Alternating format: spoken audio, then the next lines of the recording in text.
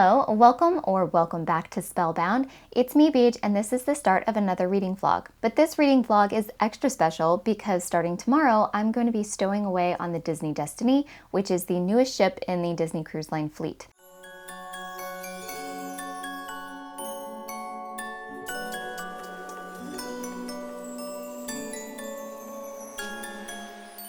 So I'm pretty sure that most of you know, but my husband and I are both show writers for Disney, and Brett specifically does a lot of work for the cruise line. So I don't actually know all of the things that he's done for this ship specifically.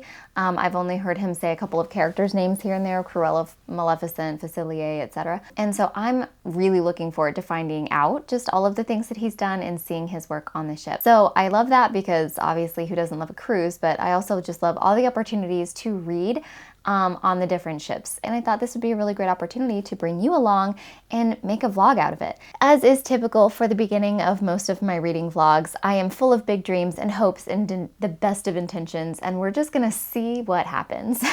But I do know that there are 3 books that I'm looking at right now, and they're all very different. And I wanna be super clear, I do not intend to read all 3 of these books. I don't plan on it, that's not going to happen. But I wanna give myself 3 different options because I have no idea what mood I'm gonna be in until I get on the ship. I'm looking at The Toy Makers by Robert Dinsdale.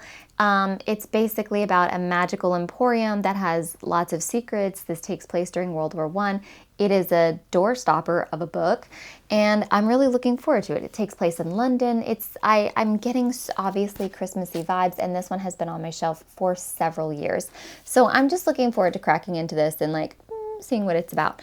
But that is only going to happen if there's a Christmas tree in the main, I'm sure there's a name for it, the main hall of the ship. I've known for a long time that I'm gonna love this book. It is, all the vibes are there. This is exactly my kind of book, just from the very little that I know about it, and I intentionally know very little about it. But it might be a little heavy, or it might be a little, not heavy in subject matter, because it's not like a literary fiction or anything, but it might be really intense, and it's a working cruise for him, and so I'm there to see his work first and foremost.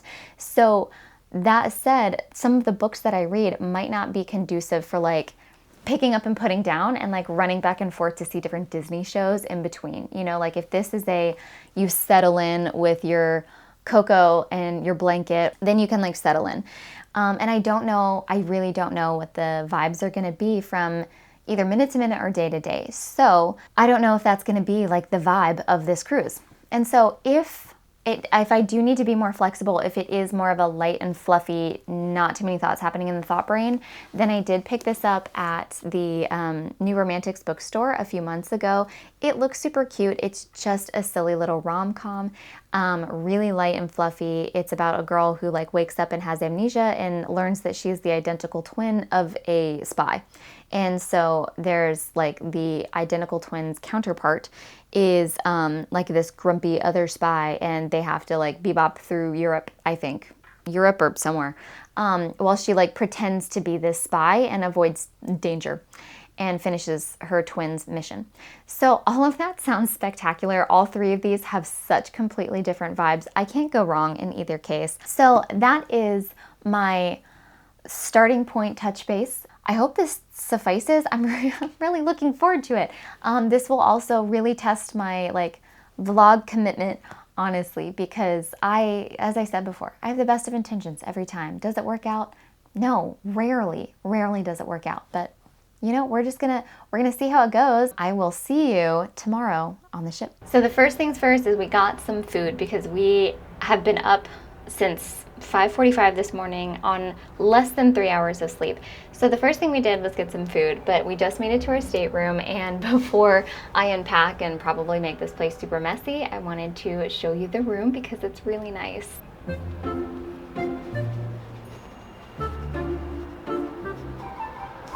That's me.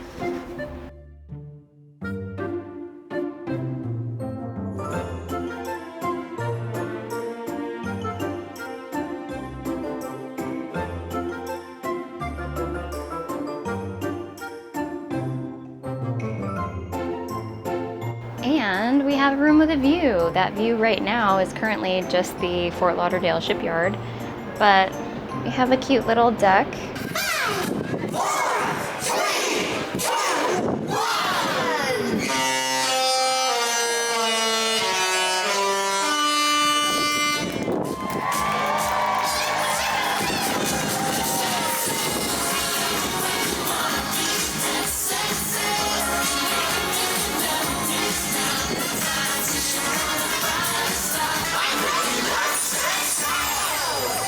I just wanted to come out here before we lost the light completely and show you the view of the sunset before we head to our next show.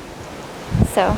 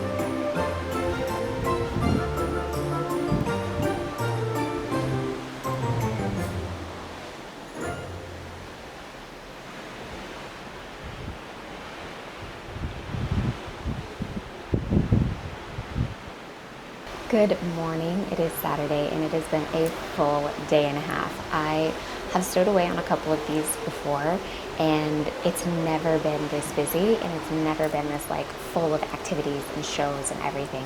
So admittedly, my reading time has been small, but I'm very okay with that because I'm here to support Brett and I'm here to see his work, and I've been able to do that in so many different like places. His shows have been fantastic. His characters are fantastic. The interaction with Cecilia yesterday was just incredible. Yesterday I did get some reading time in the Haunted Mansion Lounge, which was so wonderful. But I also got to sit and just chat with so many people. Our friends are here. Like, this is it's just fun. It's fun to be on this sort of working cruise, and almost like 98% of the people here are cast members who have worked on this ship in so many different capacities. So it's really neat. Like, I'm constantly running into people that I know from like not just my work life now, but from like sort of my past life and past lives at Disney that I've had, and that's been really fun. So anyway, last night I was able to read in the Haunted Mansion Lounge. I'm reading One Dark Window and I'm loving it. Everyone was right. I'm obsessed with this book. I'm trying to read so slowly because I don't want to get distracted, which is hard when you're in an immersive Haunted Mansion Lounge that your husband wrote, which is like belonged to a sea captain. And anyway, I'll see if I can get the whole story from him later, but I'm loving One Dark Window. I will give you like a full proper reading update when I can gather my thoughts. Right now we're about to like zoom out the door to do like a million different things, and I'll check in with you later. And this is today's fit, cruise casual. Also, skulls.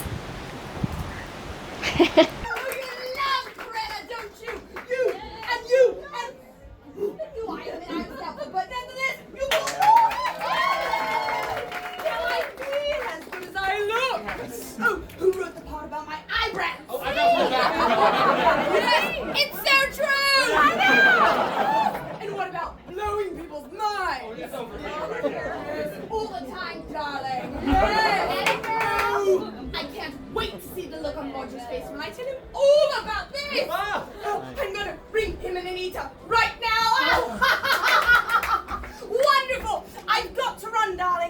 Oh, Cruella, Cruella, la, la, la. All right, hello friends. It is Monday and we are officially back from the cruise, back home, unpacked, laundry going, and getting set up for the new week.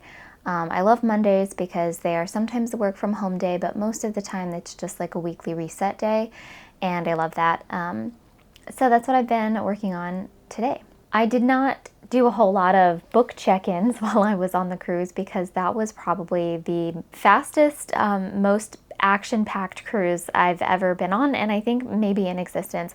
There was so much to do and so much that we needed to do because Brett has touched and worked on so many of the entertainment offerings that there was everything to see. So it really was like the itinerary. It really did start at 9 in the morning and it went until like 11:30 at night, and it was back to back to back. It was just, he did so much and there was so much to see all the time. What was so exciting was that these shows and these character interactions and the entertainment on this cruise was so popular that sometimes we did not even have a chance to get in to see it because people were lining up over an hour before the event. For like a 15 to 20 minute experience, they were in line for an hour and we weren't even able to get in several times.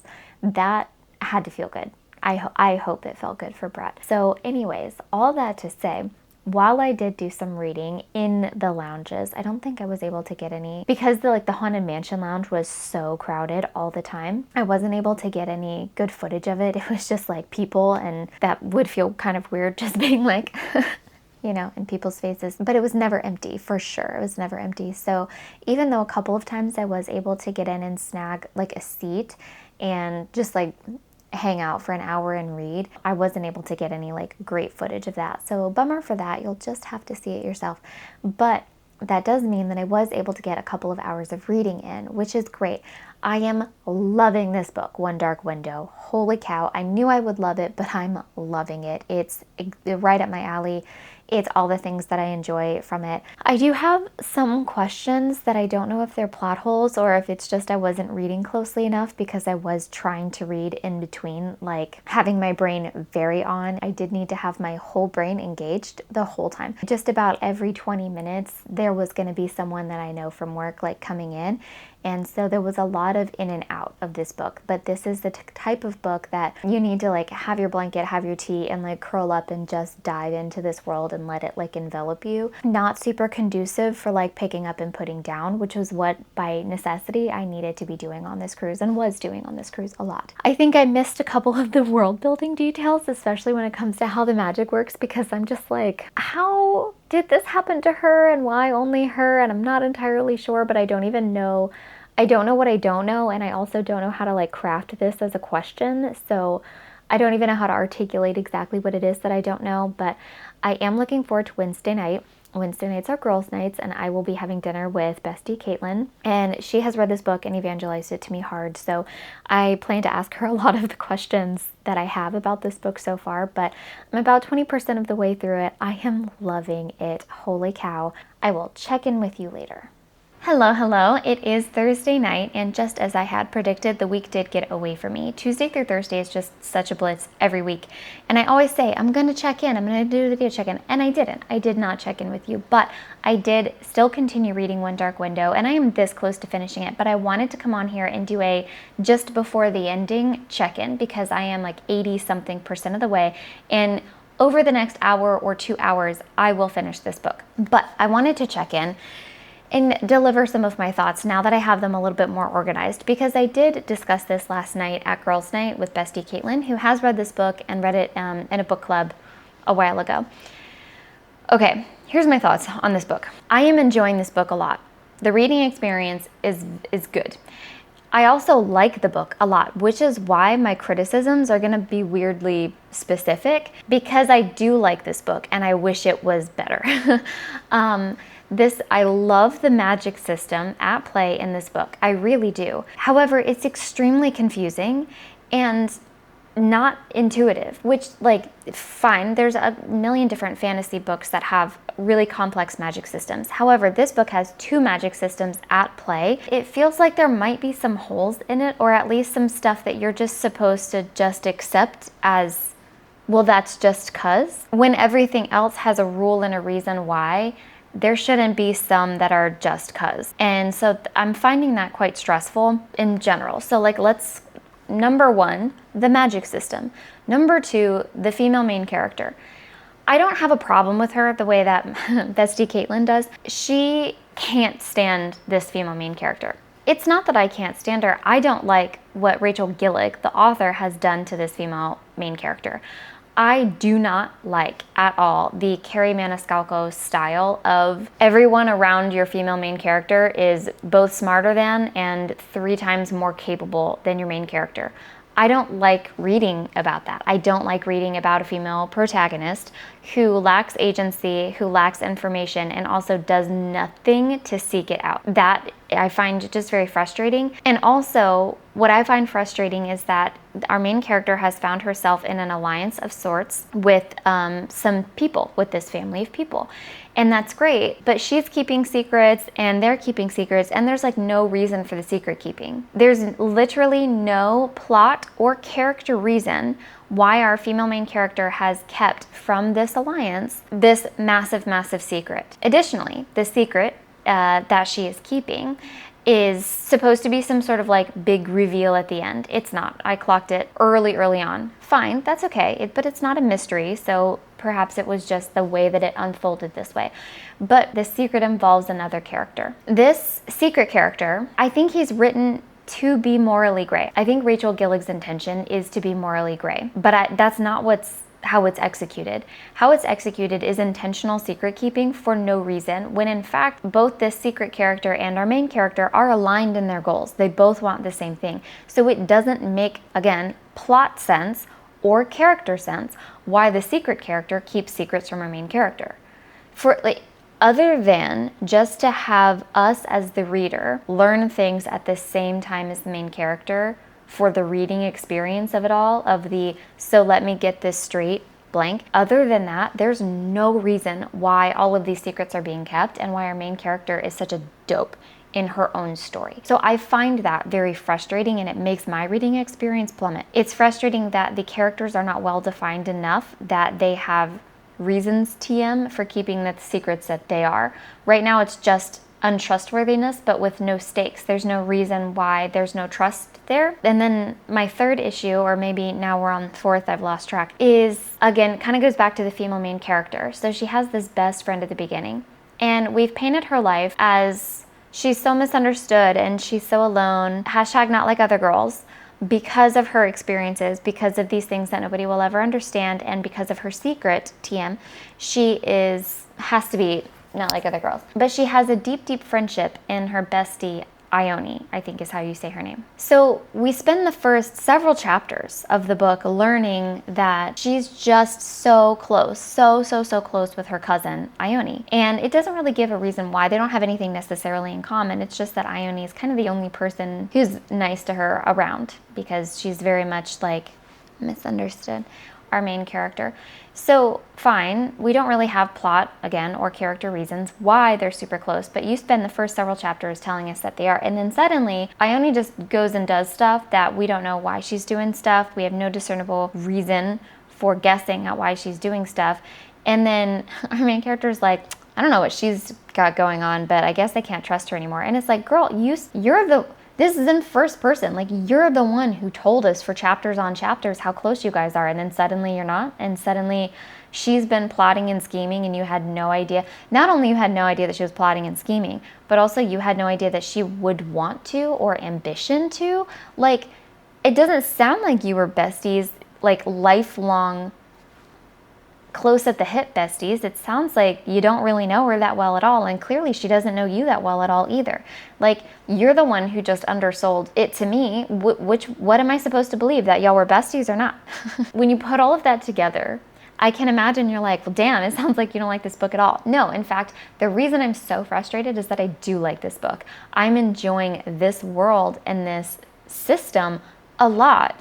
I just wish it was different and better because it is such a good idea and it's such a cool concept, and it's exactly a cool blend between, they're not tarot cards, but they are oracle-ish in nature, which already just feels cool. And you have a neat blend of that with also like fairy type of lore. There's not fairy in terms of like mythical creatures, but there is fairy and fae in terms of the spirit of the wood. And you have the parable of the Shepherd King, you know, from 500 years ago. So you have like this world's history, its lore, its own deep nature-based magic creature that is representative of sort of spirit, you know, and it's the divine in a way. And then you have magic within this oracle sort of card system. Very, very cool concept. And because it is such a cool, neat concept, it makes me more frustrated than I would be if the magic system itself was trash and if this plot was dumb. I wouldn't care about all the other things. I wouldn't have higher expectations. But because this is such a cool idea, I'm like, well, why isn't it executed well? You know, especially because this book is so popular. It's so popular. 100% I will be starting and probably finishing the sequel this weekend. Yeah, so those were all my thoughts, and I don't know if my thoughts are going to change after the ending of this book. I anticipate kind of a cliffhanger, to be honest. I know that it's a duology, and I hear much better things about the second book, which I'm very looking forward to. Again, I don't know if my opinion is going to change after reading the climax and the ending of the book, but I will check in with you tonight once I have done so, and I can't wait for that. That's my update. That's my 80-something% update.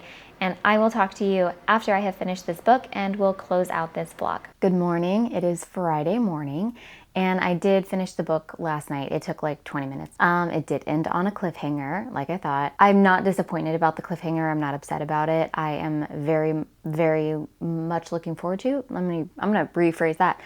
I am very looking forward to finishing this story, seeing what happens with the plot. I'm also very looking forward to seeing if what other people have said is correct, and that the different points of view in the sequel help break up some of my criticisms of the book, the first book anyway. Looking forward to seeing how all of these things resolve, and hopefully we won't spend so much time with our main character.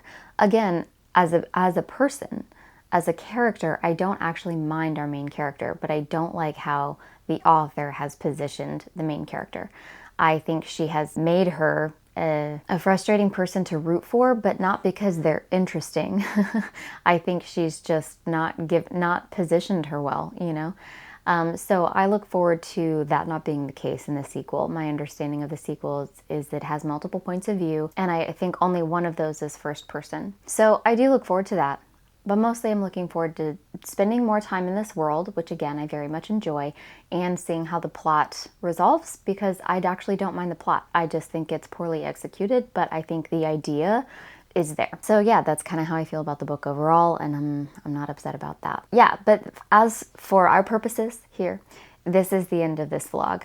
This was the book that I read, that I started on the cruise, and I've just finished it now a few days later, after spending a week back at work after such a fun time on the ship. I have no idea what my future vlog plans are. I'm so bad at vlogging. I can't even tell you. I mean, you know, you see it. You see it every time that I start a vlog. I'm like, I just don't check in. I'm like, vlog who? So I don't know if vlogging is in my future still. I say that at the end of every time. I don't think so, but I do have some fun end of year videos. I always do my book bracket, which is my battle of the books, the best books of the year. I narrow them down by month, and then the books themselves duke it out for title of best book of the year. I have that. I have 5-star favorites. I have book superlatives, which is one of my favorite things to do. It's so time consuming, but I give silly little awards to like the funniest book of the year, the saddest book of the year, the most shipped romance of the year, best book world, etc. I really enjoy doing that. Anyway, so those are my plans. Hope to see you there. And yeah, I hope that you're doing well, and I hope that you've had a really wonderful, by this point, it'll be close to Thanksgiving. I hope that you have a wonderful Thanksgiving. So take care, stay safe, fight fascism, and happy reading.